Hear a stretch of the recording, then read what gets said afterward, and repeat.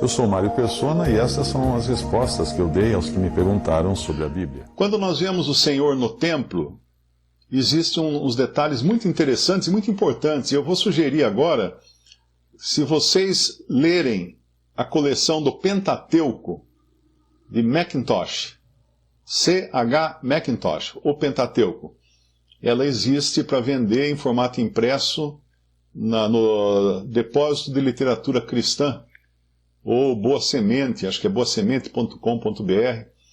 Essa coleção do Mackintosh, ele escreveu no século XIX, os irmãos aqui no Brasil, foi assim um dos primeiros livros de irmãos reunidos no nome do Senhor que chegaram às nossas mãos aqui no Brasil. Eles eram impressos em Portugal na época e enviados gratuitamente para o mundo inteiro. Hoje eles são vendidos por essa editora de Diadema, chamada Depósito de Literatura Cristã. Mas eu sugiro a leitura dessa coleção. Essa coleção é fantástica. É um tesouro inesgotável. O Mackintosh, ele era um professor, por profissão, né? Ele dava aula para criança. Então ele tinha uma habilidade muito grande para ensinar. E o Pentateuco, às vezes você pensa assim, mas o Pentateuco, né, vai ser uma leitura chata. Não, não é. De maneira nenhuma, porque ele leva você a viajar pela Bíblia inteira. E ele vai mostrar tudo o que aquilo representava em termos da pessoa de Cristo. Então, quando você vai viajar com ele pelo deserto, tem lá o tabernáculo, a arca, o altar, o castiçal, a mesa dos pães, a cortina, né, o véu que separava o Santíssimo Lugar. Cada coisa tem um significado que se cumpre em Cristo, que se cumpre em Jesus. Então é impressionante a riqueza de detalhes. Era como se ali ele estivesse montando um Lego, não é? E cada pecinha desse Lego vai representar alguma característica de Cristo, que hoje nós temos, né? Hoje nós temos o Lego montado já, todo o cenário montado. Por isso que lá em Colossenses, quando Paulo escreve em Colossenses capítulo 2, no versículo 16, ele fala assim: portanto, ninguém vos julgue pelo comer, porque comida fazia parte da lei judaica, né? da lei mosaica, ou pelo beber, ou por causa dos dias de festa, e realmente a lei tinha diversas festas, diferentes memoriais, diferentes celebrações, ou da lua nova, ou dos sábados, que era um ponto marcante da lei, que são sombras das coisas futuras, mas o corpo é de Cristo. O que ele quer dizer? O que ele quer dizer com esse o corpo é de Cristo? O cerne dessas coisas é Cristo. O miolo de tudo isso é Cristo. Então, quando nós olhamos para todas aquelas coisas do Antigo Testamento, aquela parnafernália, é parnafernália que fala, de objetos e rituais e sacerdotes e vestes, cada pedrinha da veste sacerdote tinha um significado. Tudo aquilo representava Cristo em diferentes aspectos. Então, se você tinha um sacerdote lá no templo, como aqui nós vamos ver agora, que o Senhor Jesus está no templo, né? Há um sacerdote hoje por nós, na presença de Deus. O sacerdote é aquele que faz intermediação entre o homem e Deus. E esse sacerdote, para nós, hoje, é o próprio Senhor Jesus. O próprio templo, ali quando você vê, o Senhor, quando fala assim, e Jesus subiu a Jerusalém e achou no templo, ele entrou no templo, e isso aí, por mais impressionante que possa parecer, era o templo entrando no templo. Era o templo entrando no templo. Porque mais no final dos evangelhos o Senhor Jesus vai falar: derribai esse templo e eu reedificarei em 3 dias. Mas ele falava do templo do seu corpo. Percebe? E ali então está o templo dentro do templo. E ele próprio vai falar: a casa do meu pai, ele vai falar agora nessa passagem de João 2, não façais a casa de meu pai casa de venda. Ali estava a casa do pai. Ali havia um candelabro que tinha a ver também representação de Cristo. Havia os pães da proposição, e nós sabemos que o Senhor Jesus é o pão vindo do céu, tinha o candelabro para iluminar, ele é a luz do mundo, o Senhor Jesus é a luz do mundo. Havia uma grande cortina que impedia a entrada do cidadão comum até o Santo dos Santos, onde havia a arca. Essa grande cortina foi rasgada depois, quando o Senhor morre na cruz, ela se rasga de cima e embaixo, ou seja, Deus de cima e embaixo abriu o caminho para que o homem comum entrasse na presença de Deus. Porque ali só podia entrar o sacerdote, o sumo sacerdote, uma vez por ano, levando uma bacia de sangue. Havia os sacrifícios também no templo, com sangue, com animais. E esses animais eram sacrificados, eram queimados do lado de fora da casa grande do templo, né? Tinha lá como se fosse uma grande grelha, onde queimavam então os sacrifícios, os holocaustos, eram queimados ali os animais. Então todos os detalhes, todas as pedrinhas, as vestes, os enfeitinhos da barra da veste do sacerdote, tudo tinha um significado voltado para Cristo. E é lindo você... Busque aprender isso. É muito importante aprender isso. Tem sites também na internet que explicam essas coisas. Mas o que a gente vê aqui, então, que é o templo entrando no templo, né? Que ele vai começar o seu ministério entrando no templo. Ele entra no templo de Jerusalém. E a primeira coisa que ele vai fazer, ele vai expulsar. A gente sempre pensa que ele vai expulsar aqui os comerciantes do templo, o que ele efetivamente faz, né? No versículo 14, achou no templo os que vendiam bois e ovelhas e pombos e os cambiadores assentados. E tendo feito um azorrague de cordéis, uma espécie de chicote de barbantes, né, de cordinhas, claro que não era nada para machucar, mas era para criar um momento dramático ali, lançou todos fora do templo, também os bois e ovelhas, e espalhou o dinheiro dos cambiadores e derribou as mesas. Qual o principal significado disso aqui? É claro que a gente sempre se apega na questão assim, tá vendo? Os mercadores do templo, é o pastor na igreja que fica vendendo badulaque lá, tem que expulsar, o dinheiro também não pode ter esse negócio de dinheiro dentro da igreja, tá. Mas aí a gente perde a principal mensagem disso aqui. Também os bois e ovelhas. Ele mandava o recado, no começo do seu ministério, que o verdadeiro cordeiro era ele. O verdadeiro sacrifício não seria mais aqueles bois e ovelhas e carneiros que eram sacrificados no templo. Era ele. Ele veio para ser o Cordeiro de Deus que tira o pecado do mundo. Olha que interessante isso. Pensar que ele já tinha começado a limpar Israel da velha ordem de coisas, né? E, claro, ele espalha o dinheiro dos cambiadores. Por que tinha esses cambiadores no templo? Por que tinha animais no templo? Porque as pessoas só podiam adorar num lugar. Entenda isso. Um judeu, ele não podia adorar onde ele quisesse. Se ele morasse numa outra cidade, ele tinha que viajar a Jerusalém para sacrificar em Jerusalém e adorar a Deus em Jerusalém. Ali era o lugar de adoração, o templo de Jerusalém. Não era em qualquer lugar. Não podia construir outro templo. Quando fala assim, a nossa igreja vai construir um templo novo, né? Isso é balela, porque nenhuma igreja constrói templo. Hoje não existe mais templos de pedras e tijolos e concreto para adoração cristã. O único templo que existia era aquele em Jerusalém. Você não podia... Se você adorasse em outro lugar, você podia ser morto. Segundo a lei, você estava fazendo uma adoração errada. Na própria conversa que o senhor vai ter no capítulo 4 aqui com a mulher samaritana, ele fala, né? Nós adoramos quem conhecemos, tal, porque Deus procura virar a hora. Vamos lá abrir, vamos abrir no capítulo 4 de João, no versículo 19, disse-lhe a mulher, Senhor, vejo que és profeta. Nossos pais adoraram neste monte. A mulher samaritana era de um povo gentil, um povo pagão, que quando os judeus foram levados para o cativeiro, para a terra não ficar vazia, entregue aos animais selvagens, os invasores trouxeram um povo de outro lugar e colocaram lá. E para a terra não perder a cultura, o que eles fizeram?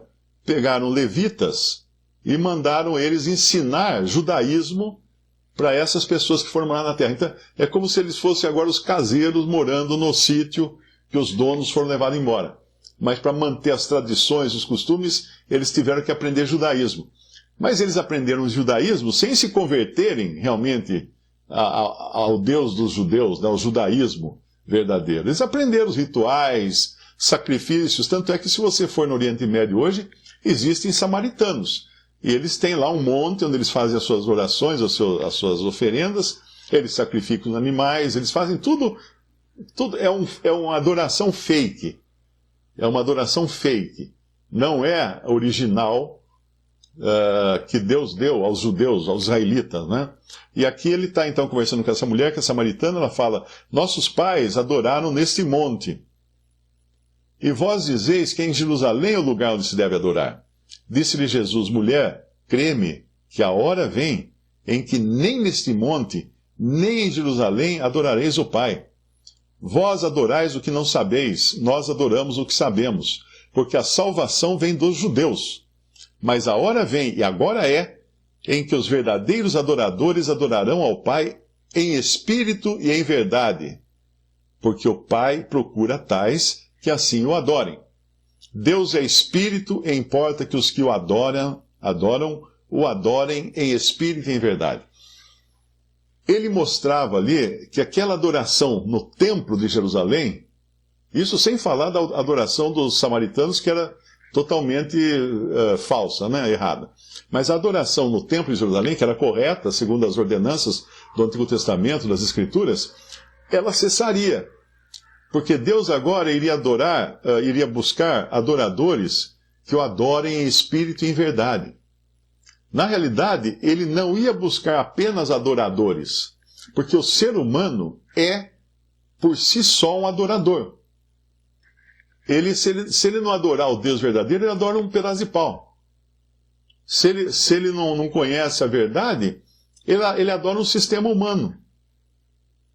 Ele adora um sistema humano, ele é adorador de sistemas humanos. Ele é adorador de ídolos, da música popular. Alguma coisa ele vai pôr para adorar. Alguma coisa, porque a natureza do homem é de ser adorador. Só que adora errado, né?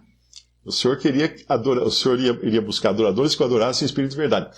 Então, a partir dali, da criação da igreja, depois, em Atos 2, às vezes a pessoa fala assim: mas lá os discípulos iam no templo de Jerusalém, então, iam, porque ali eles estavam em transição, eles não tinham entendido ainda o que era a igreja, porque a igreja seria revelada depois ao apóstolo Paulo, que nem havia se convertido no começo de Atos, a igreja foi formada, mas os próprios judeus não sabiam o que era aquilo que tinha acontecido.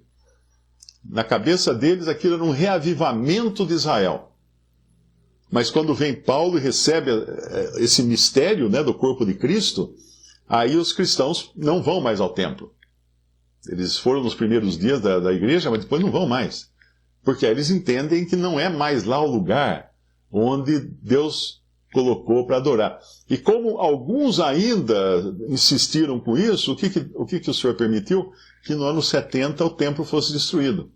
Para não ficar nenhum lugar físico na face da terra para adoração ao Deus verdadeiro. Se você perguntar assim, onde é o lugar de adoração hoje? O lugar de adoração hoje é o nome de Jesus.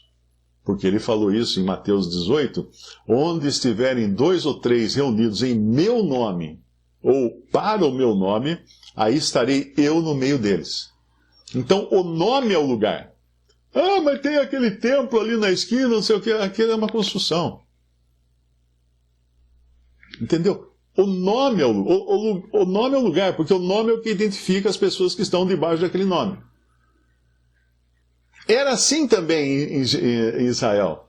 Porque lá no Antigo Testamento, em Deuteronômio, Deus falou que encontraria um lugar onde ele ia colocar o seu nome. E era lá que eles tinham que adorar. E realmente foi isso que ele fez. Só que havia também toda a questão física exterior, visível. Porque a adoração do Antigo Testamento era uma adoração feita para o homem natural, o homem não cristão, o homem exterior. Então tudo lá era exterior. Então você tinha um sacrifício, realmente tinha um boi, tinha uma ovelha, tinha um carneiro, tudo exterior.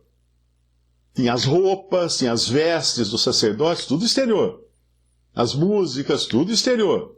Os instrumentos musicais, tudo exterior. Era uma adoração que envolvia a carne, envolvia o corpo físico da pessoa.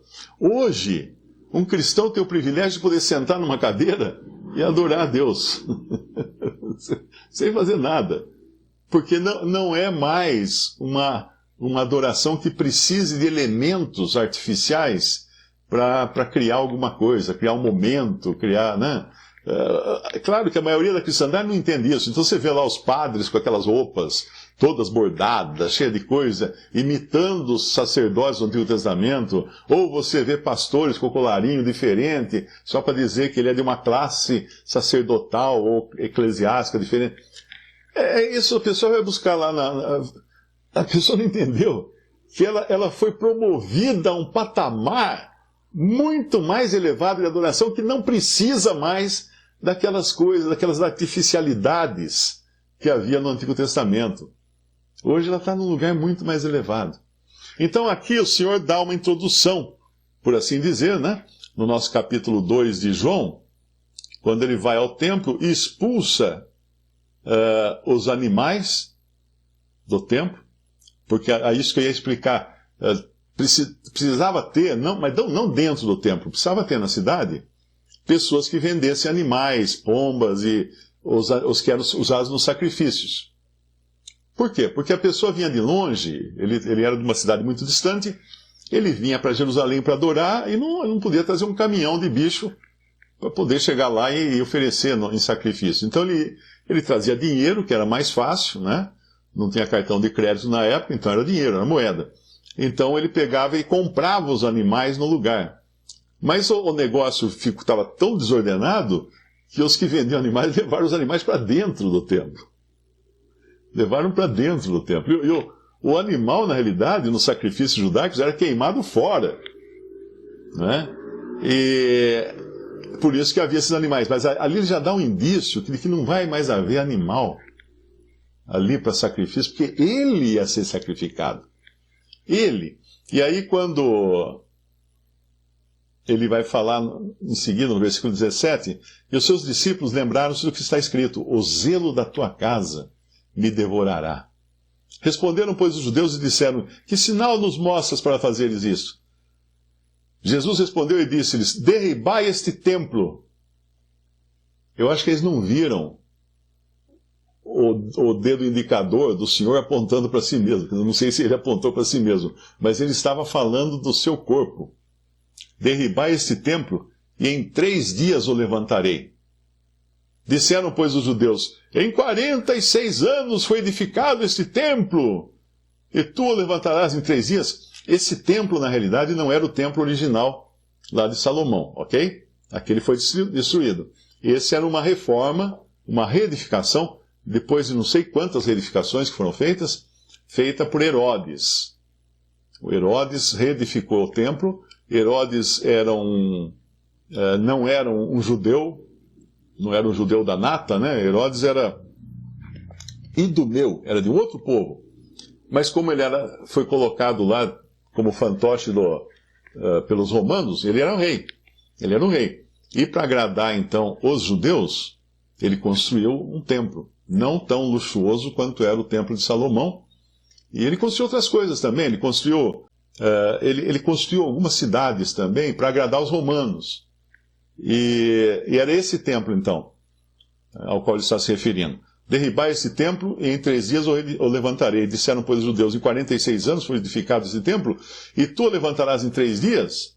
Mas ele falava do templo do seu corpo. Quando, pois, ressuscitou dentre os mortos, os seus discípulos lembraram-se de que lhes dissera isto, e creram na Escritura e na palavra que Jesus tinha dito. Visite respondi.com.br. Adquira os livros ou baixe e-books. Visite 3minutos.net. Baixe o aplicativo.